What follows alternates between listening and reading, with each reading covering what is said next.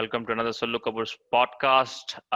Old friend, old mentor special. I keep digging up my old contacts and friends and mentors who have inspired me over my life. And while going through my contact list, I stumbled upon this happy accident. And it's not really a happy accident. I keep following him on Facebook, but the idea to do a podcast with him immediately stuck the moment I saw his name because I very vividly remember his storytelling abilities, and I thought there couldn't be any better podcast guest than my current podcast guest, Sai Prasad, sir. Sai Prasad Vishwanathan, his full name. Welcome to the podcast, sir. Thank you very much for doing this. It is a pleasure, Najib. I'm very, very happy to connect back with you as always. So let's get started then. Yep. Let me get started by telling folks why he's my podcast guest. As I said, he is one of my old, long-time mentors, former TEDx speaker, the first Asian with a physical disability to reach Antarctica, a consultant, and including one of his clients, including Amir Khan for Satyamev Jayate, on which he was also a guest on that show. Startup founder, which was of Shastra and GMAT Analytics, which was acclaimed by the Harvard University, and an absolute champion of the rights and issues of physically disabled people, especially in our country. And for my personal favorite of all these things is he's a brilliant mentor for GMAT coaching, and he's not paying me any money to market his startup here. This is coming straight from the heart. And Sai Prasad sir, you can assure that we are basically meeting after 7 years, and I'm saying this with no influence. You're being very kind. It's just part of my job to guide people. So you're very kind in saying that. Pleasure, pleasure. So here's the thing. So we're gonna keep this podcast like a Christopher Mhm, Nolan movie. The beginning will be the end, the middle will be the beginning, and mhm. the end will be the beginning. All right. So it's gonna jumble all over the place. Fair enough. So this podcast title Mhm, will have some clickbait. So my clickbait is your trip to Antarctica. So let's get the clickbait out of the way, mhm. and we get started with Okay. Antarctica trip that you did. How did that come Mhm. by? You're this random Hyderabadi working as a consultant in the corporate world like everybody else, like 10,000 other people. How Yes. did you end up in Antarctica? Okay. So let me tell you the true story and let me tell you the media version as well, right? Oh yeah. So the true story is I Hang passed my 10th one class second. with one May I- mark. may I- may I ask you to Yeah, tell the yeah, media story first, please, because that would be more contextual yeah, in a way. sure, Yeah. sure, sure, sure.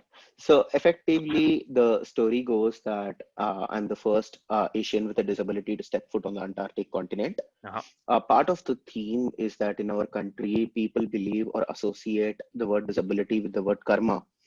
And Hmm. the book that talks about karma also talks about life having five elements, which is sky, earth, water, fire, and air. Okay. And the whole aspect is that only a person with complete physical ability and cerebrospinal splinters can experience all the five elements. So that kind of turned me off a little bit when I first went through it. And I thought if I could go ahead and show people or send a message that as a person who cannot walk or is affected with a spinal cord issue, if I can experience those five elements, then it is not my disability that prevented me from any experiences in life.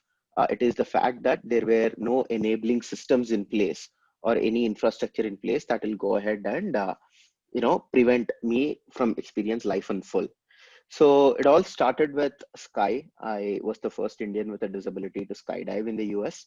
uh, I did that to actually celebrate my mom's birthday. There was a coincidence on her mom's birthday, and when I first experienced sky, it was a thrilling moment back then. It was about like 10, 12 years back, so it was still a big deal back then. Right now, everybody jumps off a plane and do stuff. Back then, once the sky got done, it was really surprising because effectively, in our country, the word inspiration is quite often misinterpreted or misused. Hmm. Because what happens in our country is when a person undergoes suffering and effectively, overcomes that suffering, then others look up to that person and say he or she is an inspiration. But for me, that is not an inspiration because effectively, true inspiration for me is when you ask, why did that person even suffer? And then ensure that no person again suffers for the same reason. So, on a college day when I just went to visit my college as an alumni, it so happened that there was this lady whose son was also a person with disability. And she looked at me and said, look at Sai, he had managed to wrap up his college life. You also climb the 3 floors, you will also manage to go ahead and excel. But that kind of didn't really sit well with me because I started to wonder, why is it that generation after generation keeps suffering for the same problems? And then we look up to each other as inspiration instead of questioning why exactly the fundamental problem even exists. Yes. So in that pursuit, I actually made a fantastic video saying, how do we overcome, detrimental facilities for people with disabilities? And I put that on YouTube, and two people watched, me and my friend. Hmm. I tried to promote it, but nobody cared for it. But surprisingly, what happened when I skydived was that, it kind of went viral. People were like, here is a person with disability coming from a lower middle class family and he's going ahead and skydiving. And if he could do things, I can do things as well. So there was that masala around that skydiving event, which kind of became pretty big. And that's the moment I also realized that probably instead of sticking to some core principles, maybe I should market the message out in a different Hmm. way. And so post skydiving for Sky, I started to think further. So for Earth, I took a trip to Grand Canyon. I lived Hmm. in the valleys of Grand Canyon for like a week. We took a helicopter inside the canyon and like stayed with a couple of friends. And effectively, what happened there was no signal on the phone, and we just took Hmm. some couple of pretty pictures and came out. There's not much of an impact post that. Then came the big one, which is water. Hmm. And for water, there were two options. One was either scuba dive, which is what honeymoon couples do. So I didn't see a big impact on the same. I thought, why don't we think bigger? So, that's when I recalled that back then in my class 10th, I barely passed social exam by 1 mark.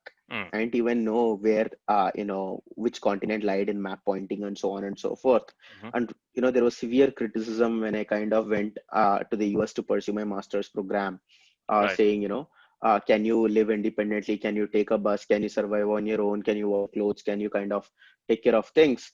And so I wanted to send a message that if a person, if I could go ahead and experience something big, maybe the message will go out to people. So Yeah. for water, there came the intersection of the Pacific Atlantic Ocean close to the Antarctic continent. Right. And I thought I could go ahead and take what is called as a polar plunge. You Hmm. dive into the intersection of the two oceans. And since the Antarctic continent is pretty close by, we thought, I might as well go up till there and set foot on that continent, which no Indian or no Asian with a disability has done over the Right. thousands of years. Right. So that was the origin of the story. And I'll be happy to run you through any specific details if you want. Right. This is the media version, or this is your version. Uh-huh. Yeah. Okay. This is, yeah, go ahead, please go ahead. A mix of both. Is that what you said right now? Yes, yes, yes. So Right. what happens, uh, you should think, Najib, is in hindsight, everything looks like a clean story. Mm. But in reality, what happens is that, when I did skydiving, I never had the idea that I would go to Antarctica one day. Mm. When I went to Grand Canyon, I didn't even imagine that I would be jumping at the intersection of the Pacific and the Atlantic. Right. It all comes together. So what I learned from life is that you just need to have at least a small vision, Mm. a vision saying, at the end of the day, if my life is a book, what moral should come out of it? Right. And I think that thought was a guiding force, and things just came together at the right moment. And here I Mm. am telling the story. What was it like? Tell us about something that we can't experience on a National Geographic documentary, right? So it's like, I mean, Yeah, nature is a total bitch, right? It's not. yeah. It has no business. It has no affinity to give any favors to the human being. It can be bite. It can bite you. It can kill you. So what can you tell that we as normal people cannot realize sitting on our sofa and watching you go to Antarctica? So the first thing is that the island stinks, literally 3 miles away. Oh So yeah. I was on a ship, and the first sign that the Antarctica continent and the land is turning up is that there will be a stinking smell. Mm-hmm. And why is that stinking smell coming? Because there are thousands of penguins that crap on the shore, Oh yeah. literally. So that stink is there.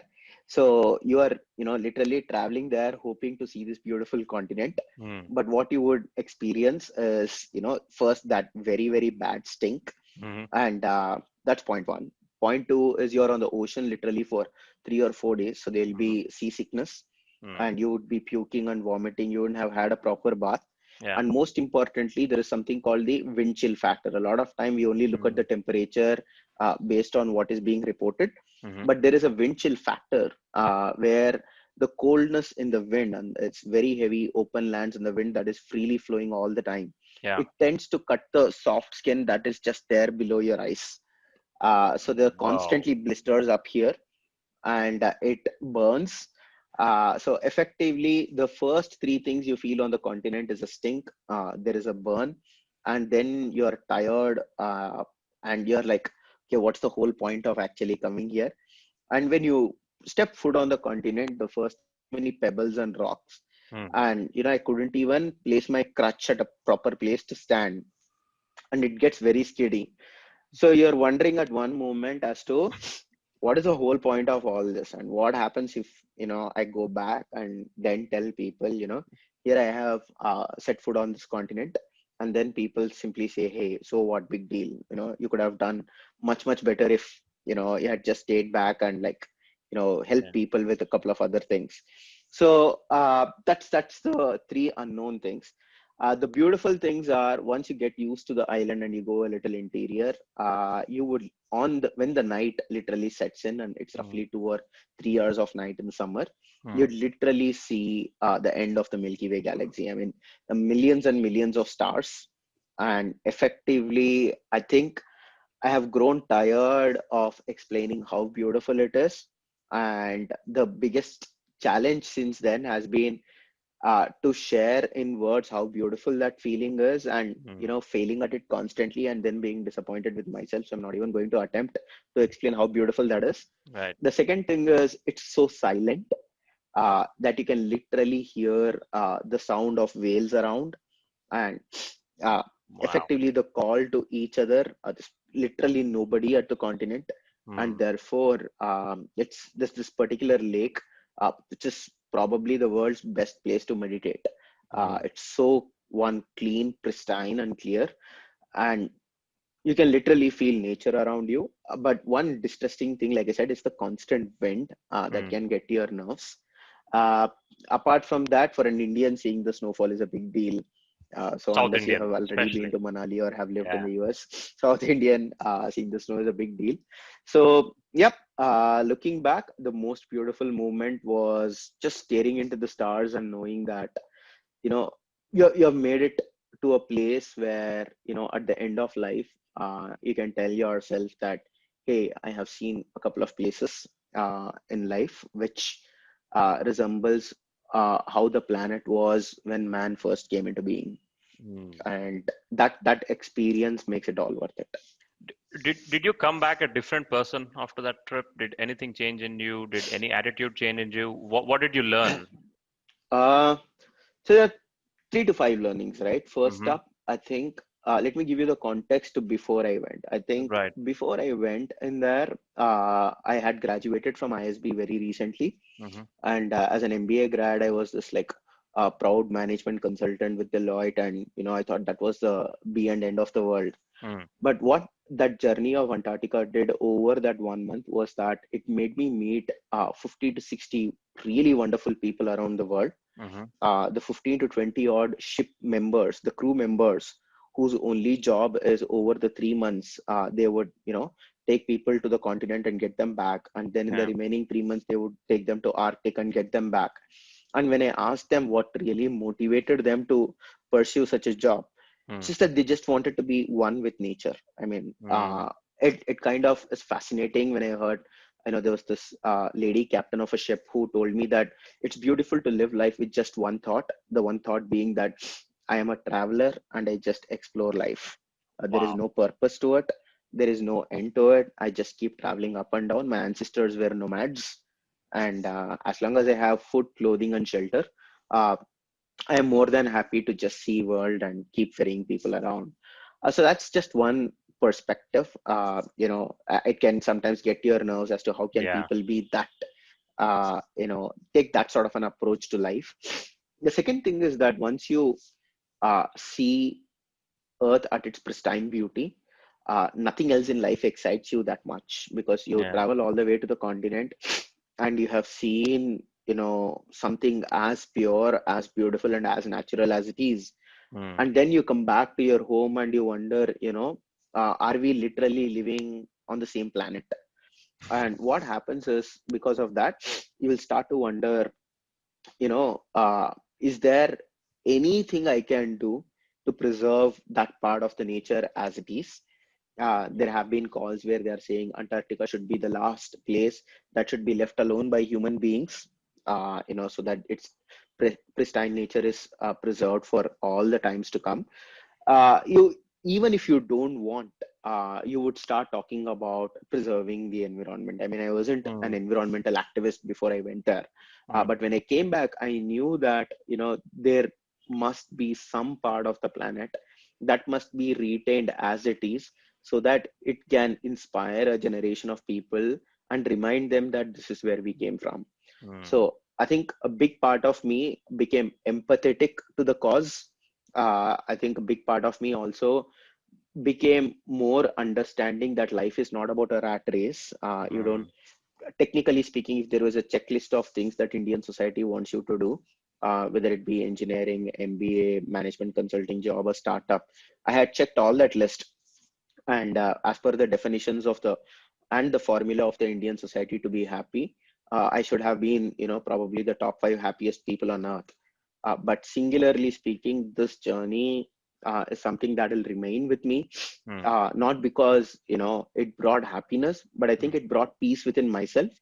That at the end of the day, it's not the achievement that matters. It is how have you seen life at Mm. its core beauty? How have you seen and met people?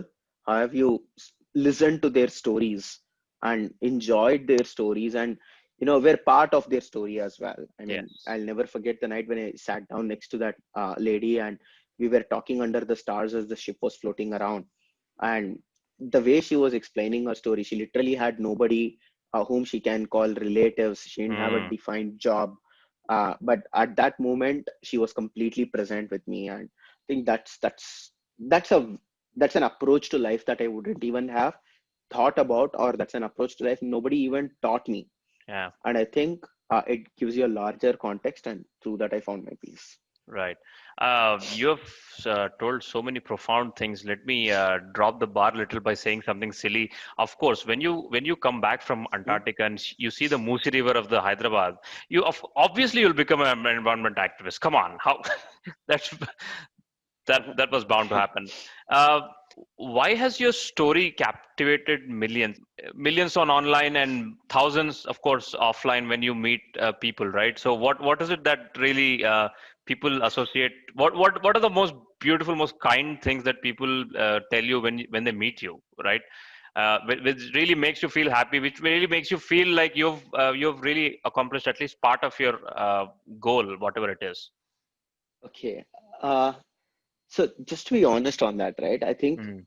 what has always surprised me is uh, okay. Let me give you a different context to this. I Mm-hmm. don't think when I was a child or a student at college, Mm-hmm. people perceived me as a competition.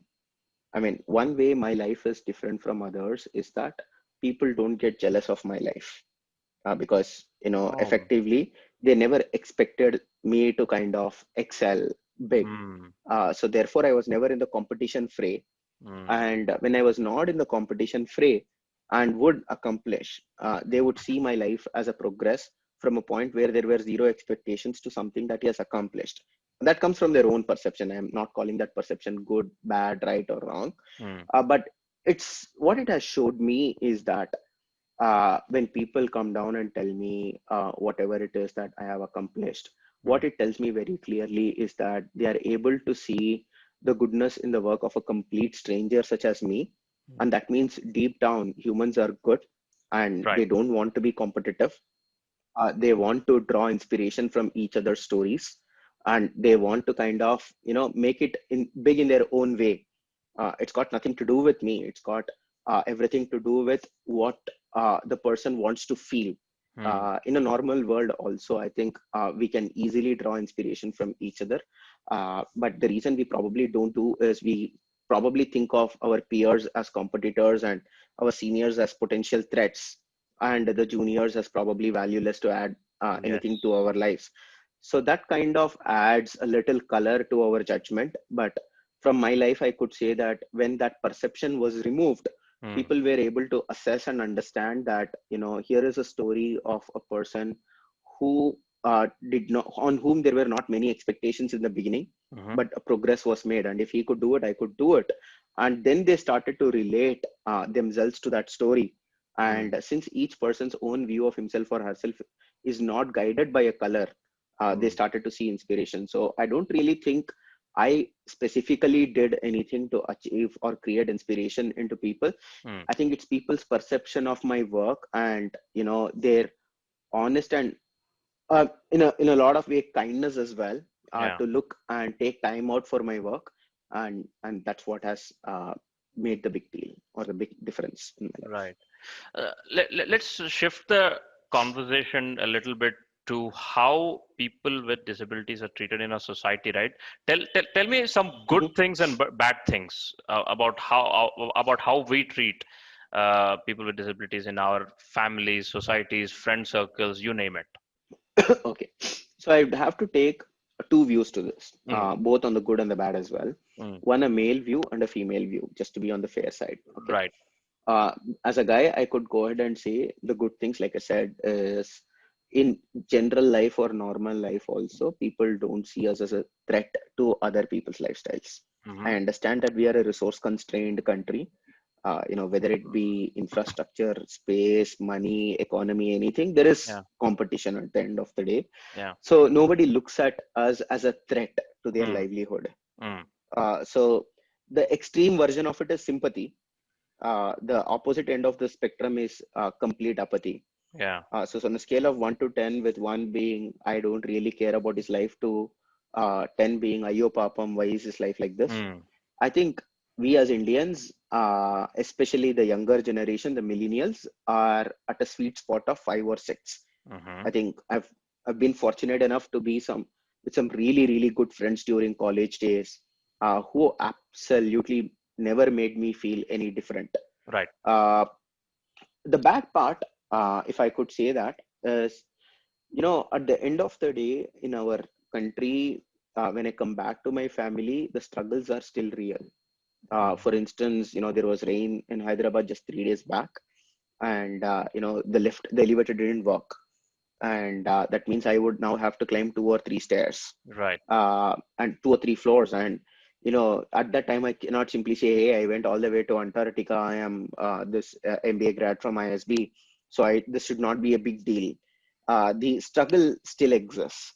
The health insurance does not cover people with pre-existing medical conditions. Mm, That's a huge, huge problem, because effectively that means I just don't know how even a small cold that I contract will be linked to my pre-existing condition, and suddenly the insurance wouldn't cover it. Just to kind of give you a context to that, when I came back right. from Antarctica, I was severely sick, and the insurance companies refused to cover the same. And effectively, so I have to live under constant fear. So the fear Mm, is real, the struggles are real. A lot of people, also say, I've heard, not had, mm, I've heard some poor remarks where people said, if a person is with a disability, there was one of my friends who lost his limbs in an accident. mm. And then people's immediate comment to cheer him up was, "Arey, at least now you get a government job, or you get a reservation, you get admitted Wow. into the IIMs or something." Oh, Yeah, so that does happen. But yeah, it happens on a, let us say, a a subtle. sporting spirit. Uh-huh. There is a subtle humor to it, Mm, but there is the underlying cruel reality at the end of the day.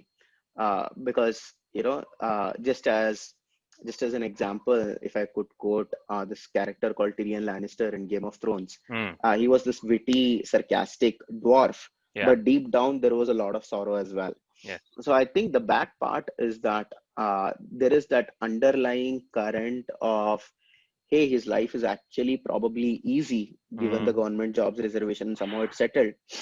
The reality is still not that.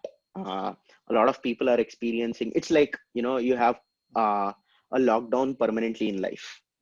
A Right. lot of people are understanding right now the sufferings of just staying at home. Just imagine, for over 30 years, I couldn't go to parties, I couldn't go to public places. I just had to be with a limited set of friends, keep my distance, be Mm. careful about my, health and so on and so forth. That's the fear that I have been living in. So COVID is something that's not new to me. It's probably new to the world, that state of mind. So that's Right. from a male perspective. Mm. Now coming from a female perspective, because till about probably I was 25, 26 years old, I never even had met a girl with a disability. So Right. as I had traveled and met more and more people and came to know more and more stories, Mm. I think it is also important and very vital to represent the girl and the female perspective on this, Mm. which is the plenty of abuse that happens, whether it be inside family, at the university, or even online, where I think, just as an example, a few days back, one of my close friends was like literally abused over a chat, just, being called as like a lungdi or whatever it is. I think it is an unnecessary interpretation of the disability, and calling someone out online in an abusive form Mm. uh, is something that is both reflective of the deep rot and the culture within our country, some people's culture within our country, as well as the fact that nothing much can be done to overcome such situations. Mm. So, if I were to classify the good and the bad, I think the good is that there is the millennial mindset and the group of people who are coming up in the next generation Mm. who are much more sensitive. Mm. The bad part for a guy is that there is that the disability is real at the end of the day. No matter what Mm. you actually say, you're going to live with it. It's like living with a medical condition all life. The bad case is even more profound with girls, as with guys. At least with guys, I think the parents are a little more open to sending them to Yeah. schools, colleges, and so on. Girl, With girls, that's not the yeah, case. being born as a girl itself is considered as a curse in few societies, and it's a double Yeah, whammy, right? Being a girl, then being disabled. Yeah. Hmm. th- that's effectively that is. I think what has happened is that I, you know, when I have the voice to speak on a platform such as this, Hmm. it had required me honestly, Najib, that I do 5 or 6 activities to even come to this platform and speak. Just as an example, Right. okay. Let's say when I had to speak at TEDx, I had to go ahead and accomplish certain things. Hmm. Uh, what happens with people with disabilities is that barrier to accomplish, in order to overcome that barrier, there must be tremendous support that needs to happen. In spite Yes. of all the things that I have, my life story could simply be ending up with saying, hey, that guy was simply lucky. He had a great family and he had a great support system. So effectively, imagine taking my story. If a girl really wants to convince her parents saying she should also want to Yeah. study abroad, I think they'll simply say, we just can't afford it. He was lucky enough, things worked out for him. But all said and done, the single biggest reason why the problem still pursue, like in my view, continues to persist is because there is no one's neck that is on the line when I suffer. In other words, if I go to a particular place and it is not accessible, who loses Hmm. his job? Okay, whom do I complain to? Whose Yes. responsibility is it? Who should take accountability for it? So because of this sab kuch chalta hai attitude, uh, I get lifted on a chair and then thrown into a restaurant, so that I can, have food with my friends. Hmm. But if I could go ahead and complain, and there would be court cases or government issues or taxation issues that come into picture just because it's not accessible. Yeah. If someone's neck or head is on the line, then automatically things change. I Yes. realized this first up when the IT firms in our country Hmm. made their campuses accessible, just Yes. because foreign clients would come and visit.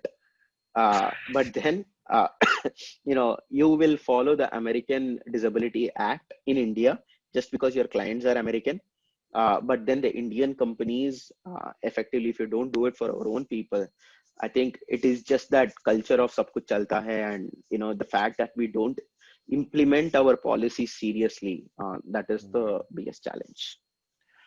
Then what is unique about us Desi people in the way we take our ability for granted, right? So, for example, like I was very ignorant of the issues of disabled people until I had my own friend who does not have a bunch of fingers in his hand. I don't want to take his name, and I don't want to tell people how he's my friend.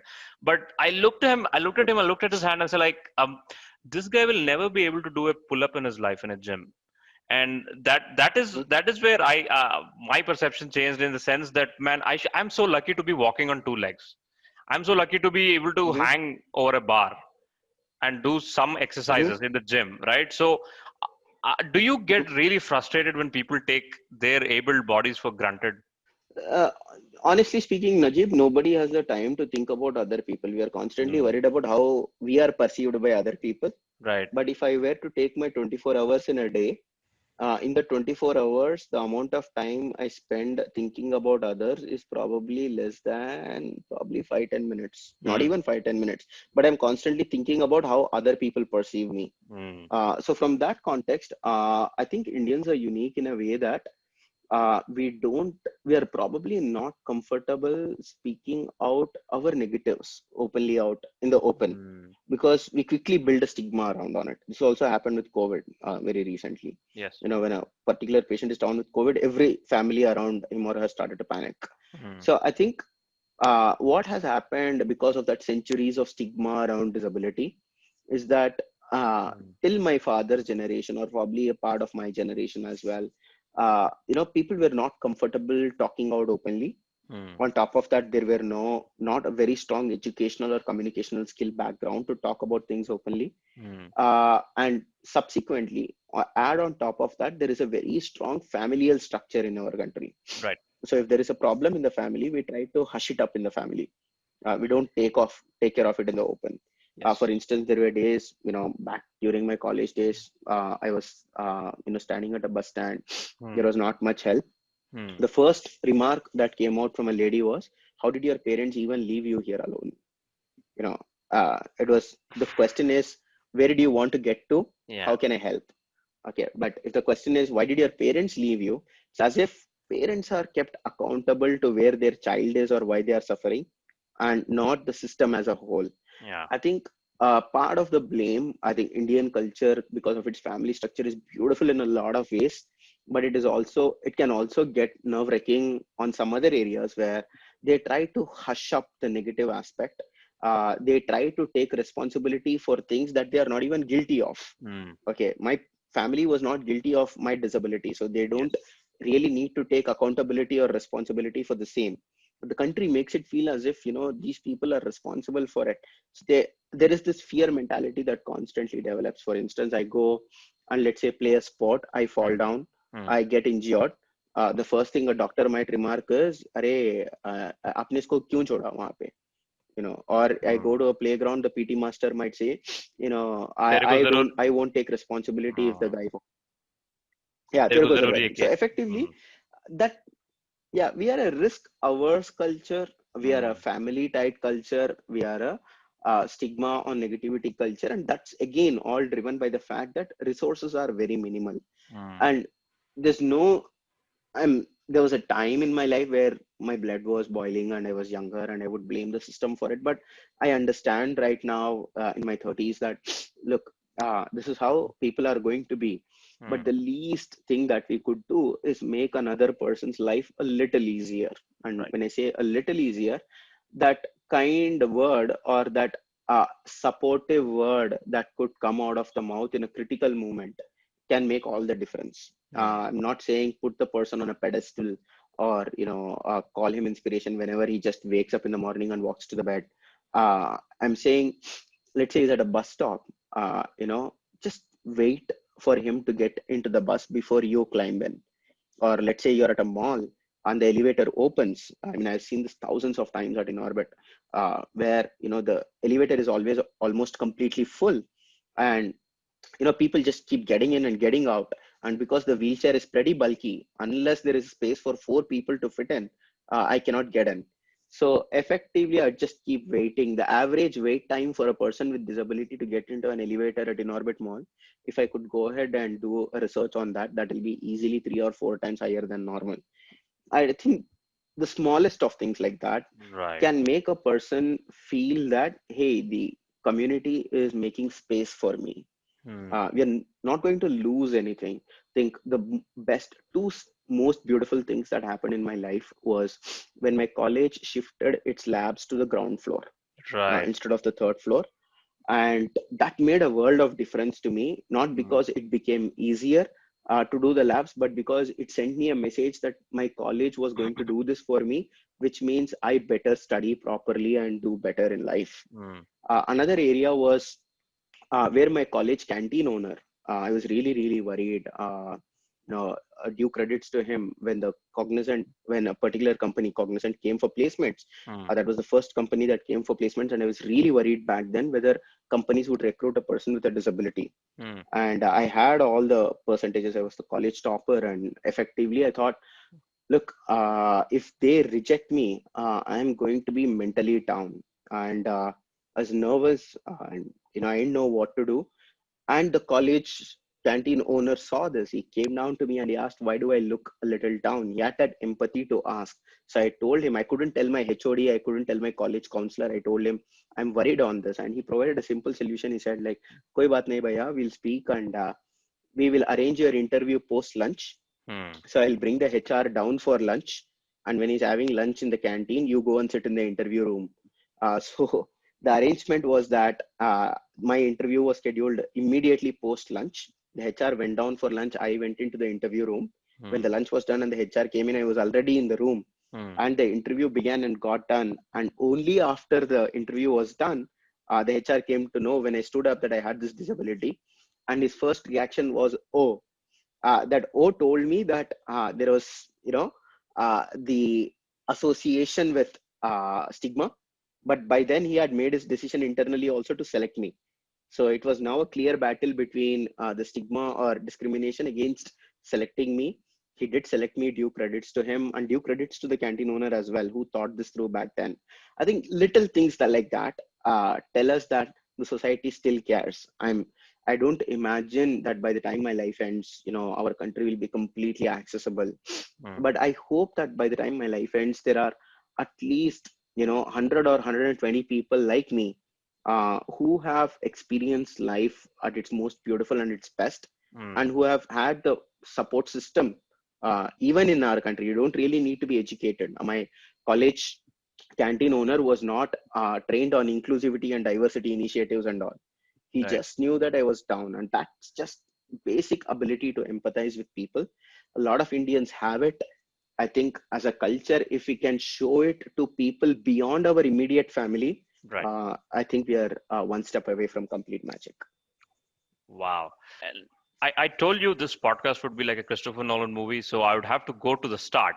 Uh, where did you come from, sir? I mean, you have done things that no one ever imagined would do, right? You got admission into a top Hyderabad college and graduated from engineering. You did your master's in US, which I was too lazy enough to do, and you did your MBA from ISB, and you went to Antarctica. You did skydiving. Where did you come from? What are your origin story?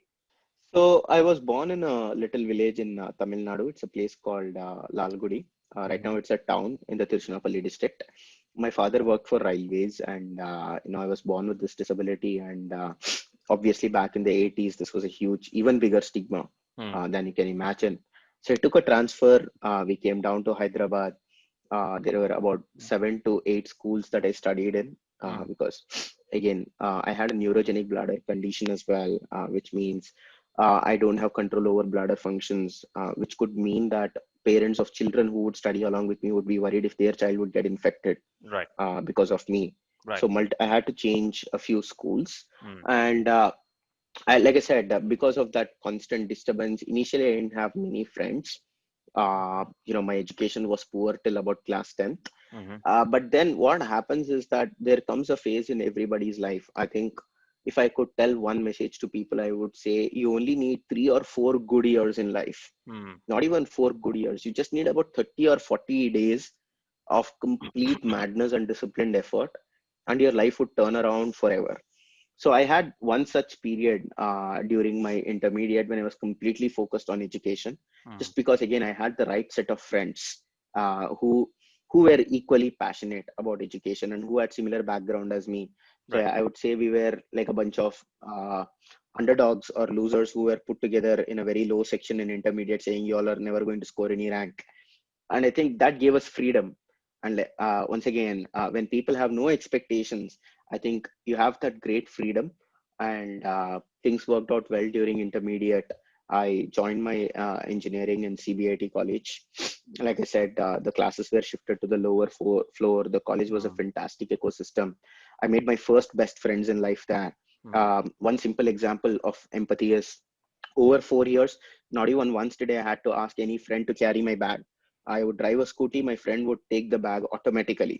Right. And why is that important? Because I can ask my friend to take the bag and he would take it, but you should understand why I would be shy about asking it. Right. Okay, and that's for a guy. Hmm. Imagine for a girl right now, Yeah. how tougher it can get. So effectively, and my bag would usually be heavier than others because it'd be Hmm. carrying a medical kit, a tiffin box, because I can't eat out, then the books. So it creates all the more complexities. And Right. I think that little empathy from the 3 or 4 friends, the little empathy from college played much greater role Hmm. than any brains that I had. So I wrapped up my engineering college. I was arrogant enough back then to Hmm. not claim reservation. So I wrote the CAT exam without the physical disability reservation. Hmm. I secured 97 percentile on New Year 2006 and didn't get a single IM call. So I did the next best thing that every Andhra guy would do or a Telangana guy would do, which is jump Chilani to US. So I went to the US with a heart that was still in the MBA, because I got into electrical engineering course, but if there was one thing in life that I was not born to do, that was electrical engineering.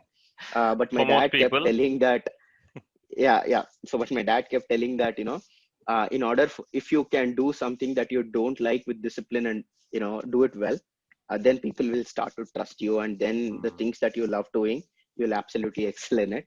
So he gave that weird philosophy, and I was young enough to believe in that back then. And I had excelled in college. And then when the IM calls didn't come, I decided I'll step into the US for Hmm. my master's. The day I stepped into the US, Lehman Brothers in the US collapsed, September Yeah. 19th, 2007, 7. Yep. and the world went into recession. And effectively I had my masters, but every day literally was like, what is going to happen? Will I get a job? Will there be an internship? What is life around here? Of course there are facilities and all, but if I don't get food into my mouth, what do I do with a wheelchair that goes up and down in a ramp? So I needed a backup option. So I kept looking for backup options. The two opportunities are you do a PhD in the US and settle down as a professor, Hmm. or you go back and look at your passion, which back then for me was get into business and do the MBA. Hmm. So back then my friend just made a casual remark saying if you do PhD and all, nobody will marry you. It'll take about 5 years. So just let's not do that. So we wrote the GMAT exam. I secured a 720 on 800 in the first attempt, and Hmm. then shot an email to ISB checking would they be comfortable enough to accept my application with minimal experience. Right. I met one Mr. Srinath sir, who was then the senior admissions director, Hmm. who said, it's not the experience or the volume, it's the quality. He was an absolute god, because at that moment to say that sentence turned around my life big time. Then I had the confidence to go ahead and apply with minimal experience. I Hmm. cleared the interview with ISB. Back then I was the youngest person to be admitted into ISB, and graduated with a scholarship. Got my job with Deloitte, worked there. And then, like I said, parallelly, the vision was that, not, I hope that at the end of my life, people don't think, it was all because of luck. I think it was one because of my family's belief that education will turn around lives. Hmm. Two, people who were extremely empathetic and were ready to help even without asking. And what people should realize is, there are four kinds of people in the world: those whom you ask for help and therefore help, those who you ask for help and still they don't help. Mm. Those who don't ask, they help. Don't ask, don't help. So I think I was fortunate to have people in second quadrant where, I Right. didn't ask for help, but I still found people to help. Yes. There I given to the luck part. I was fortunate.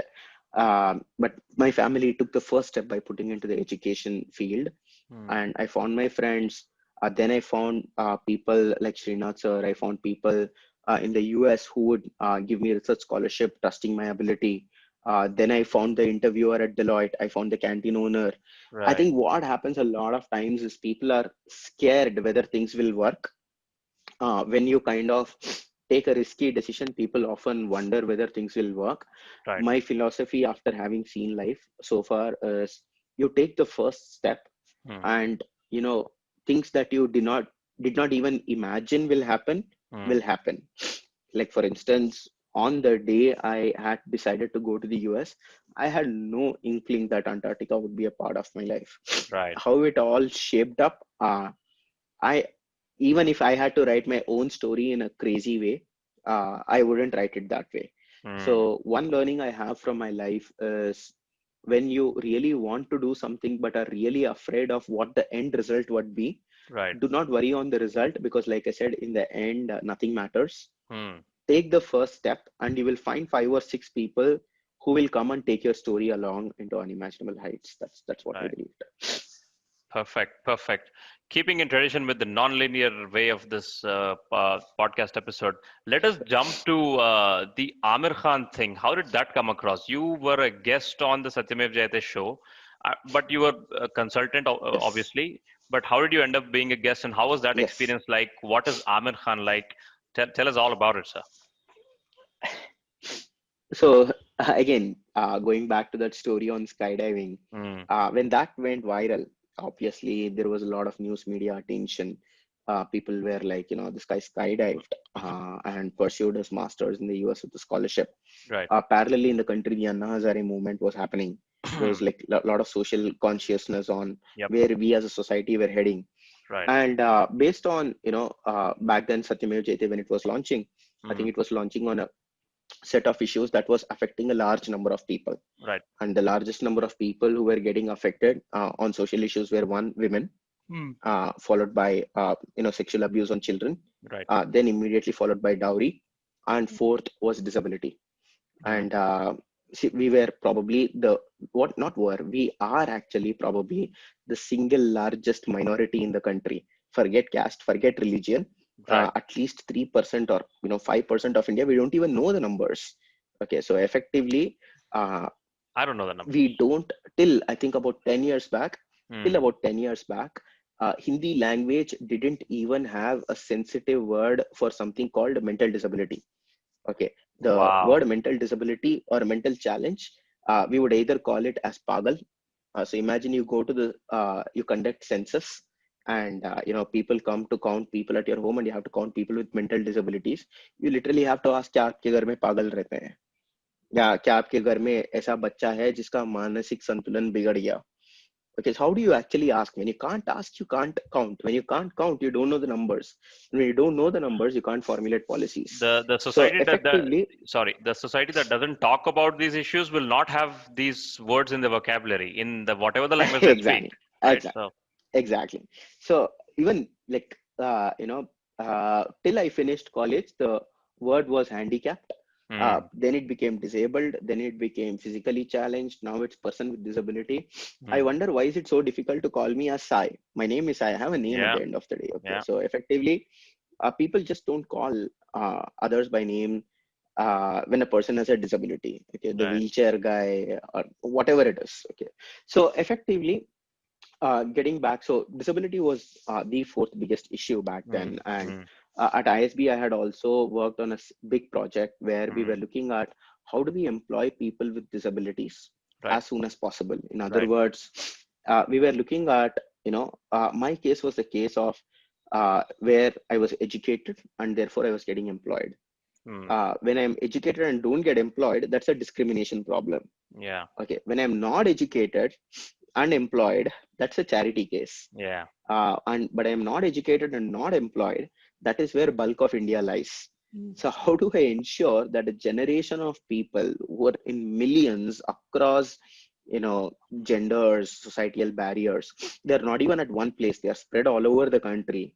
Hmm. So this uneducated, unemployed segment, how do I bring them into the sector? That was one of the probably not that was the motivating factor for me to get into the MBA program. And I Right. had worked on a project called the Experiential Learning Project. I think Hmm. a credit also goes to my entire team at ISB and one Mr. Sharma sir, who had coordinated this project with the ministry Right. as well as the Wadhwani Center for Entrepreneurship.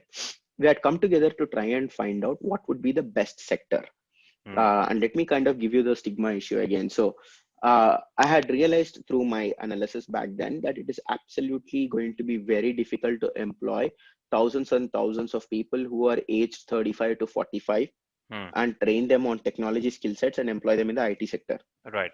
So the least, uh, so I was looking at the ideal industry that would require probably 15, 20 days of training and Hmm. then immediately can absorb these people. Hmm. And one such sector was the hospitality sector. Hmm. And in the hospitality industry, whether it be laundry, uh, you know, there were about, we could go ahead and train people, young people with mental disabilities Right. to run a laundromat Hmm. where the activity was just take the cloth, put it into the machine, take the cloth, put it back into the basket. Right. And that was a very sustainable way of running the employment. But when I brought this idea forward and ran it as a pilot with one community, the first feedback that I got with the parent was, "Mera beta dhobi nahi hai. My son is not going to be a washerman. If you have become a management consultant, I want him to become a management consultant as well." Right. And that's why I had the problem with the word inspiration, because Hmm. effectively we have our dreams higher, but sometimes it is important to have dreams that are realistic. Hmm. And because as a community, if 3 to 5% of our country that is suffering from disability has to be employed, we have to keep the stigma, dignity of labor issues, the ego and the arrogance aside and think of one community, one country. Right. And I think that project taught me a lot. I had plenty of insights. I published that paper.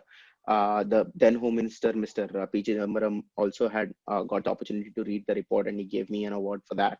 Hmm. And subsequently, the Amir Khan production team, when they were looking at this issue, also had the opportunity to read this report because it was on the internet, Right. and they had called me for details on the same, Hmm. and they had my profile as well, and 1+1 connected, and I was on the show for the country to see. Wow. And I have seen that episode, saw that episode long time ago, and again saw that episode just for the research of this particular podcast. But I would include the links in the description, folks. Those who are listening and watching. And you are also a startup founder, right? Tell us about your startups, right? Sahasra and GMAT Yes. Analytics, right? So what is Sahasra about? And I am Yeah. asking this genuinely because I totally forgot what it was, and you had told me once. Okay. So Sahasra started almost 11 years back. Right.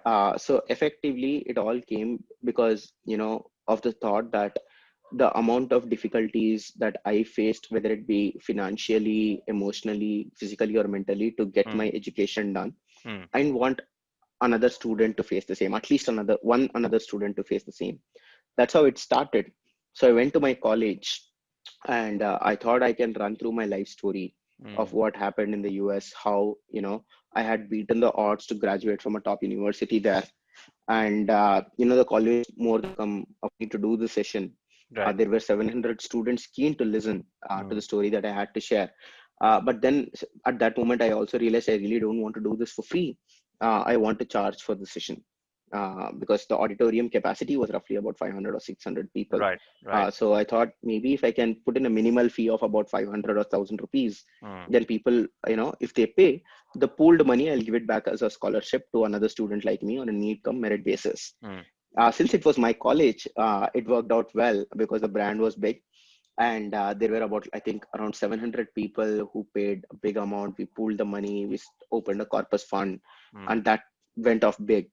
And subsequent to that year was when I joined ISB. And again, I ran through the idea with my professor, and he saw a model where I could do a large amount of good in a short amount of time. So we experimented with another college called GN, it's Narayanama College. Right. There was a madam called Aparna Madam who provided me the opportunity to do that. And this time we experimented with a model where we limited it to 300 people at the rate $500 each. Right. and we pooled about 1.5 lakhs and gave it back on the same day. So slowly, what had happened was that we were reaching out to this huge number of people. Mm. Obviously, featuring on the Satyamev Jayate also meant that people really wanted to hear the story that I had. Mm. So effectively, in a span of about, I think 9 months or 10 months back, then I had reached close to 10,000 people, shared the Right. story, and like I said, the ability of people to see my story kindly and empathize with me, brought them the necessary motivation and inspiration. Mm. And I was functioning as an instrument to tell that if I could do it, you all can do it as well. That was the broad theme. Right. And then one and one added, I think I was at Tirupati to do a session for TEDx. about 1,000 people. Yeah, the TEDx. Subsequently, I think on the same day or Exact. subsequently, I Exactly had where a, I bumped yeah, into you. yeah, exactly. That's where we connected. And over the last 10 years, I think we had raised we had connected with close to about 25, 30,000 people. There was this huge event at Ramakrishna Mutt. The video is available on YouTube for about 1.5 hours. It's a speech that I give usually. It's Yeah. also available for free to see on career planning and how life spans out in engineering. And yep, about just to give the rough numbers, I think about 200 to 250 people have been provided scholarships or project support or higher education support. And the amount of scholarship money we raised so far should be anywhere between 90 lakhs to 1.1 crores roughly. So that's over Wow. a 10-year period. And you have helped many, many students through that. I think the students helped themselves. Mm. It's not a money. They just were patient enough to sit through a 1.5 hour session. So Right. I think looking back, the credit should also go to my professor who said, the word Sahasra means a new beginning. The word Sahasra Mm. also means thousand. Right. So effectively, he said, let this 1,000 rupee be for a new beginning, and that's how the name Right. originated, and that's And how we went. you're doing the GMAT thing parallelly, right? Is it still up? And Yes, how are yes, you managing that yes. startup with? I'm very interested in the GMAT startup and how's it going The on in the COVID? How are you managing that particular thing? The same old Yeah. Zoom or So one of the things is, again, when I had to go to the Antarctic, I had to raise close to about 20 25 lakhs of right? funding. And Sahasra was completely a not-for-profit approach. So I really didn't want to take money from there and go to the Antarctic. So the alternate for me was, as an ISB graduate, I needed to raise money very fast. And Mm. one way I thought was if I could train out people on the GMAT and charge them on the same, I should be able to make money. And that's why I put up a status on Facebook as well as on Pagal Guy, saying that I will train people on the GMAT for free, but if you score a specific target, then I'd be charging you 25 or 30K. The batch one happened, and there are about 45, 50 people who turned up. They scored, they paid, Antarctica happened. Then the word of mouth came in. That became batch two became batch three. So with the money, I bought my first house, and so I needed to pay my home loan now. So batch three became 4, 5, 6, 7, 8, 9, 10. Then I had left it for about a couple of years because I was doing assignments in the US. Mm. And post my work in the US, once again, when I returned to India, I had restarted training on the GMAT over the weekends. Currently, we are through with 78 batches. I Wow. think every year, at least as of last year, 50 people who are sitting in ISB have come from the academy. These include all the 3 people with disabilities who have joined the school after Right. me. Right. This also include people from some extremely underprivileged backgrounds. So I would love to say it's a super 30 model, but it's more or less a super 100 model where we take Mm. 100 people and take, if need be, 1 year, 2 years, 2.5 years to train and see how it goes. So the academy is in Gachibowli. It is still functional. Basically it runs 24/7. There is a guy called Used to Vinod. be in Jubilee Hills Yeah, where when I used to attend for one of the it used batches. to be in Jubilee Hills. Yes, yes, yes. It used to be in Jubilee Hills. Good memory, man. Yes, it used to be in Jubilee Hills. Now we have our own academy in Gachibowli. It's open 24/7. It's almost like has become like the next Aro Malay or Mm. another hangout point for many people. Of course, during the lockdown period, it was shut down, but people have managed to use it almost like a second home, where they just come down and sit down and study in the calm.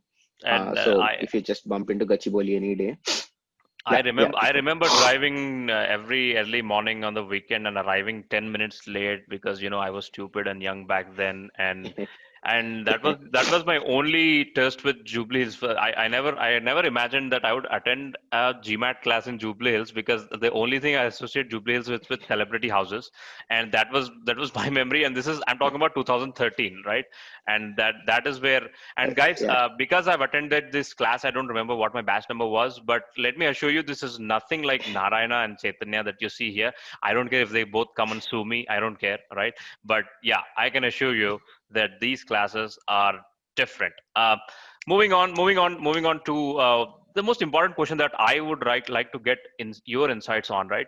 What are the infrastructural differences between India and, let's not compare with foreign countries, but I don't know if you have traveled to countries which are Mhm, kind of equivalent to India, but are better in the way they accommodate mhm, the needs of the disabled people, right? So, what can you tell about the mhm. differences, and tell us about the things, but we can do, but we choose to ignore them and not do it. You don't really need to travel to other countries, Najib, to see what we could do better, even within our own country, right? Mm. You could see very stark differences between places. Let me give you the first example of where things could be better. Uh, it could be one Tirupati itself, just as an Hmm. example. So, uh, it's a temple, it's an age old temple. There are thousands and thousands of old people visiting. There are thousands of people who are with disabilities visiting. If that environment could be made a little accessible, and millions of people are going to see it as an advertisement. And when they see that as an advertisement and see how it can be done, and done well, I think it will go a long, long way into sending a message to people on how it should be empathetic. Right. I've visited, Tirupati 5, 6 times, and people get carried into the temple. I don't mean anything wrong by that, but I have to tell that it is much more simpler to build a solution than keep challenging ourselves in the name of tradition again and again. Another stark difference is, let's look at a top class hospital. A top class hospital has ramps, but a local clinic does not have ramps. Okay, why is that? Okay, I understand, again, the doctor might not be able to afford it, but the person who built the building, okay, when he built it, he should have built it with proper access. When you go into rural areas, things are even worse. I think it is going to be a chicken and egg problem, where Hmm. when I asked a particular college, why don't they build, proper facilities for people with disabilities, the principal simply responded saying, there is a 3% reservation for candidate with disabilities. Right. I get about 1,000 people per year, Hmm. so I get about 30 people Hmm. every year. Hmm. So for 30 people, I can't change a 20-year-old college. Right. Okay. And he said, we don't even get 30 people at the end of the day. We get 3 or 4 people. But when I asked these people, these on the other end, when I had the good fortune of meeting people with disabilities and asked, why didn't you visit college? Their first answer was, the college does not have facilities to support a person like me. So effectively, it's a chicken and egg. Here they say that we don't have candidates. There they say that, we don't have the facilities. So No, I think I the believe way, I have to kind of disagree here. It is definitely the chicken, right? Because the college didn't build it, the egg didn't come. yeah, Come on.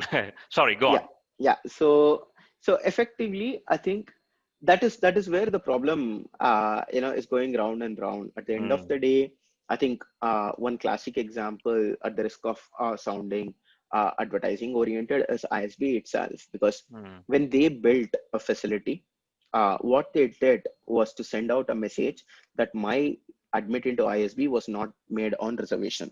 Looking back at my years, I'm actually thankful that I didn't cut through an IIM, because even if I had graduated, people would still have that underlying current saying Hmm. probably he cut through because of reservation. Hmm. But at ISB, you do not even raise that question at the end of the day. Right. They, built the facilities that are required for me, and not just me, but post me, there were 4 people. And when people like me end up at the highest levels of an organization, what we do is we can sensitize others that this is Yes. possible. So if over the last few years, whether it be Facebook or Instagram, even if, let us say, 100 people saw the story, they become all the more sensitive.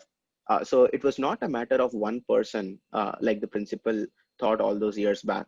It's a matter of one person being able to influence hundreds and thousands of people in and around him or her.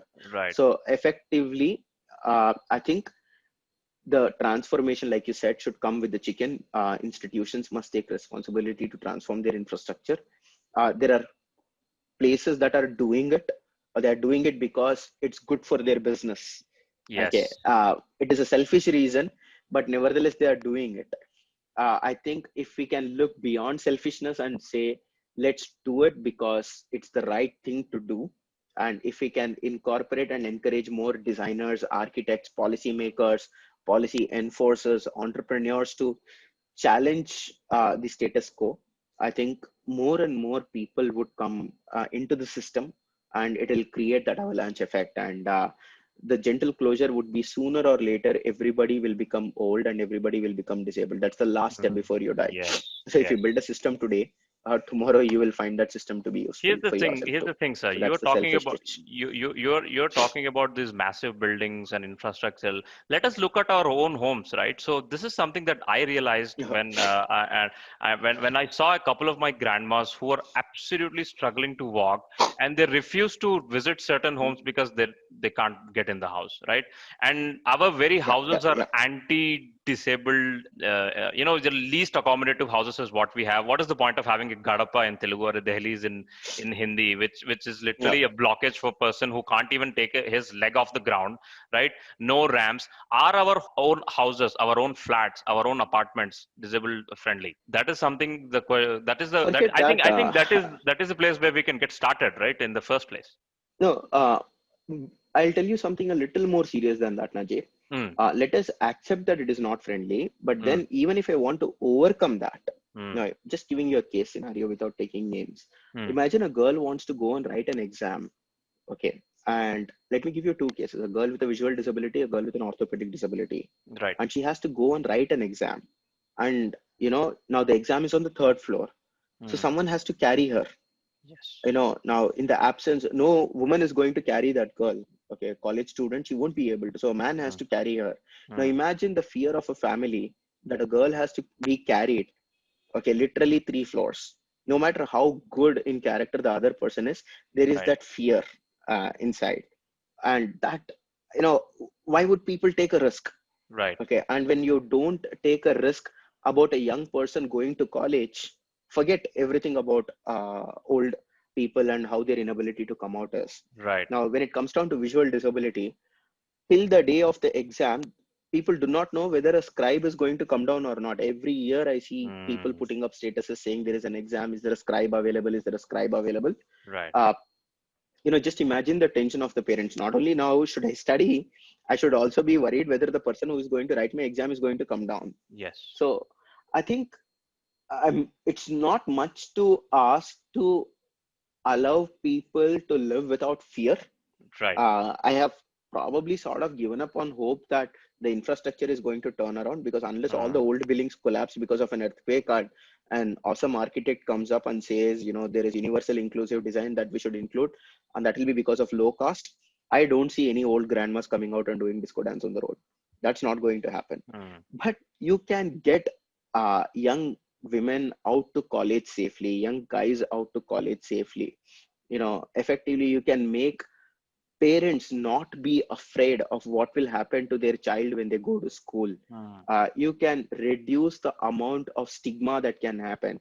I mean, these are human sensitivity issues that we as a society have become, let us say, indifferent to. Yeah. And I think a part of all this venting out and voicing these concerns, and I'm thankful to you also for hosting this session, is to keep that voice and keep that thought alive. Yes. Because a, a change can happen only when the idea is still alive. Mm. And voices like me, and hopefully voices of hundreds of people out there who are silent, will come out because of the internet revolution, because now they can write, they can type. I Yes. had 4 friends when I graduated out of college. Today I have 5,000 people on Facebook, and 2,000 people on Insta who will look at my post, Right. and that has given me access for a voice. And I think that as long as we keep the idea alive through a voice, sooner or later the change will happen. But this Mm. first change that could happen immediately, probably right after this podcast, is, can we speak a little more sensitively to the person who is next to us, Right. and can we do a help unasked? Because, The heart will scream, please help me, but Right. the ego will say, no, I won't ask. Yeah. And you taking that little hand and helping that person out can change the world. Right. And it's just that the normal things that our society is literally not helping people with disabilities, right? I mean, the simple act of taking a bus from place A to place B, the bus stop, and Mhm, the act mhm. of climbing the bus from the bus stop, not helpful. The act Uh-huh. of climbing a city train from the platform to the train, not helpful, right? True, true. The very I mean, there's so many very simple things that we take for completely granted, right?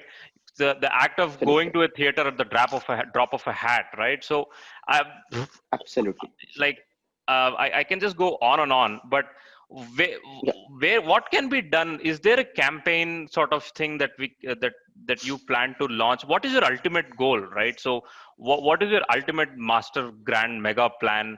And if you're the king of this country for the next 15 10 15 years, what would you do?